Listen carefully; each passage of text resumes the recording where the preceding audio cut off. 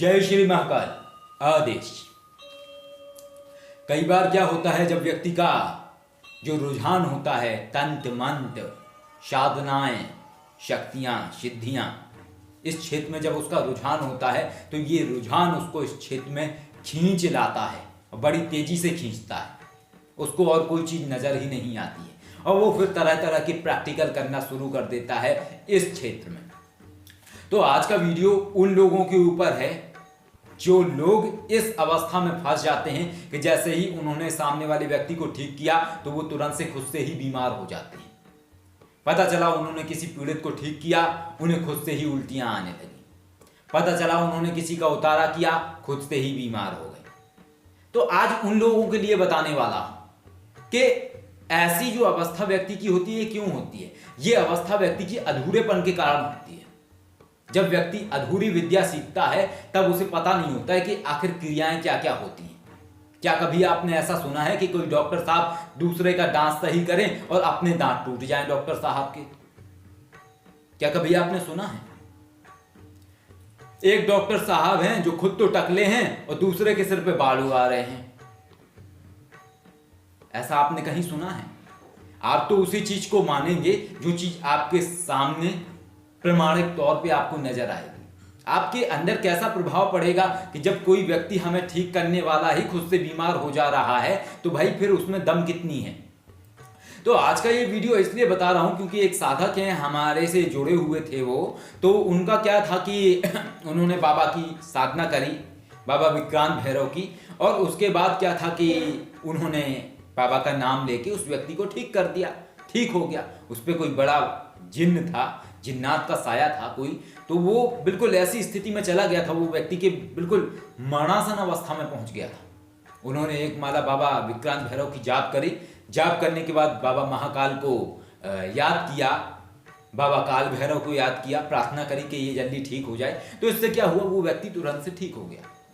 वो तुरंत से ठीक हो गया, जो चीज थी वो तुरंत से हट गई। लेकिन इसके बाद क्या था कि 4 दिन बाद वो चीज वापस आई, और वापस किसके ऊपर आई? उस व्यक्ति के ऊपर नहीं आई। इस बार वो चीज उस व्यक्ति के ऊपर आई जिसने उसे ठीक किया था, यानी उन साधक के ऊपर। फिर उन्होंने बताया कि ऐसे ऐसे समस्या हुई थी। फिर उन्होंने बताया कि हालांकि फिर मैंने ठीक कर लिया था, तो वो ठीक हो गए थे, उन्होंने अपना इंतजाम कर लिया था। तो कहने का भाव मेरा ये है कि किसी भी चीज को बिना पूरी तरीके से जाने ना करें। अधूरा ज्ञान हमेशा नुकसानदेह होता है, और खास तौर से इन क्रियाओं में अभी बहुत सारे लोग ये अगर बोलेंगे तंत्र है, मेरे पे दिखा, भूत है, आजा, कोई चीज प्रत्यक्ष नहीं आएगी। कोई चीज प्रत्यक्ष नहीं आएगी। बड़ी से बड़ी आप शक्ति का नाम ले लो, ठीक है, कोई शक्ति सामने प्रत्यक्ष नहीं आएगी।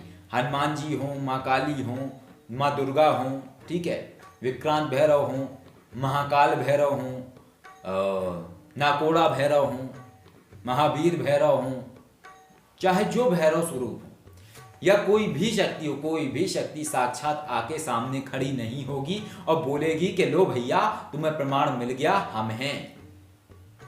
सारी शक्तियां अदृश्य तरीके से काम करती हैं, अदृश्य तरीके से ही सारा कुछ होता है।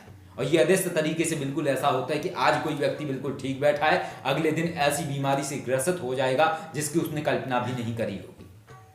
तो यही चीज है कि पता होना चाहिए। बहुत सारी ऐसी क्रिया, इतनी सारी दैवीय शक्तियां क्यों बनाई गई हैं? इतनी सारी, जब दैवीय शक्तियों की कोई व्यक्ति उपासना करता है, चाहे वो वाम मार्ग की शक्तियां हों, चाहे वो आपकी सात्विक मार्ग की शक्तियां हों, चाहे वो हनुमान जी की उपासना हो, माँ दुर्गा की उपासना हो, या फिर महाकाली की उपासना हो, छिन्नमस्ता माँ की उपासना हो, या फिर काल भैरव की उपासना हो, या फिर और किसी भैरव स्वरूप की उपासना हो, विक्रांत भैरव जी की उपासना हो, या और भी तमाम शक्तियां, किसी की भी उपासना हो। जब आप ऐसी शक्तियों की उपासना करते हैं, जब आप ऐसी शक्तियों से कुछ कार्य लेते हैं, तो फिर क्यों वो चीज आपके ऊपर आएगी? वो चीज तो शक्ति ही नष्ट कर देगी, लेकिन वो क्रियाएं पता होना चाहिए। भगा देना अलग बात होती है, किसी भी शक्ति को पूर्ण रूप से हटाना अलग बात होती है। जब आप किसी व्यक्ति के ऊपर से किसी शक्ति को भगा देते हैं तो उसके बाद वो वापस आती है लौट के, और वापस आने के बाद ये होता है कि जिस व्यक्ति ने वो काम किया होता है ना, उस व्यक्ति को बीमार कर देती है। और अगर कोई डॉक्टर ऐसा है कि जो खुद ही बीमार हो जाए, जिसकी एनर्जी का ओरा इतना कमजोर है कि जिसको छोटी मोटी चीजें ही बीमार कर दें, फिर फायदा क्या है उसका इन चीजों को करने का? कैसे व्यक्ति यकीन करे उस व्यक्ति के ऊपर कि डॉक्टर साहब तो खुद ही बीमार हो गए?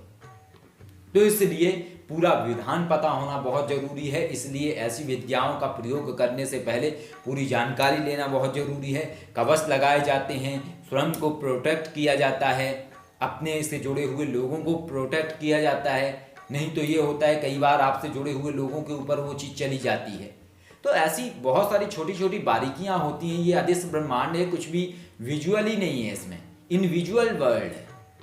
और जब ये अदृश्य संसार है तो इस अदृश्य संसार में होने वाली गतिविधियों का भी तो आपको पता होना चाहिए। यदि आपको अदृश्य संसार में होने वाली गतिविधियों का ही पता नहीं होगा तो आप कैसे उस चीज का इलाज करेंगे? इसलिए मेरी सभी से गुजारिश है कि जो नए नए लोग घुसे चले आ रहे हैं इस क्षेत्र में, या नए नए लोगों को जो शौक लग रहा है इन चीजों का, इन चीजों को छोटे में ना लें। क्योंकि जब ये चीजें बड़ा नुकसान करती हैं तो सिर्फ लोगों के पास पछतावे के अलावा कुछ नहीं होता है। बहुत सारी चीजें होती हैं। बहुत सारे लोग, क्या होता है कि अपने अंदर झूठ मूठ में ही देवता खिलाना शुरू कर देते हैं। ऐसा भी एक केस आया था, बहुत पुरानी बात है, 6-7 साल हो चुके हैं। ऐसे कोई व्यक्ति थे, वो नकल उतारते थे। पीपल के पेड़ के नीचे बैठ जाएंगे, फिर किसी देवता की नकल उतारेंगे कि मेरे अंदर देवता आने लगा। इसके बाद ये हुआ कि वो व्यक्ति पढ़े लिखे थे, बहुत अच्छा कोर्स किया था उन्होंने, इंग्लिश कोर्स किए थे, पता नहीं क्या क्या किए थे, एक जेट किंग होता था वो भी उन्होंने किया हुआ था। अच्छे पढ़े लिखे व्यक्ति थे। और ये समझिए 1 महीने बाद उनकी ऐसी स्थिति हो गई कि बिल्कुल पागलपन वाली स्थिति हो गई, और पागल खाने जैसा उनका ट्रीटमेंट चला 2-3 साल तक, और कहीं से भी क्लू नहीं मिला कि आखिर हुआ क्या था। और ये होने की वजह ये थी सर, जब आप किसी देवता को झूठ मूठ में अपने ऊपर बुलाते हैं, इसके बाद हकीकत में वो शक्ति आने लगती है, और इसके बाद वो जो शक्ति हकीकत में आती है वो सिर्फ नुकसान करने के लिए आती है। क्योंकि एक कहावत है, झूठ-मूठ खेले सचमुच होए, सचमुच खेले विरला कोई। जो शख्स झूठ मूठ में किसी चीज का नाटक करता है, जिंदगी में एक दिन वो चीज हकीकत में उसके साथ हो जाती है। और सचमुच वालों की तो बात ही अलग है, जो हकीकत में जीते हैं, किसी चीज का दिखावा नहीं करते। वास्तविकता में इंसान जीने वाला जो होता है, वो शख्स जिंदगी के ऐसे ऐसे रास्तों से निकल के आगे बढ़ जाता है जिसकी किसी ने कभी कल्पना भी नहीं करी होती है। जय श्री राम।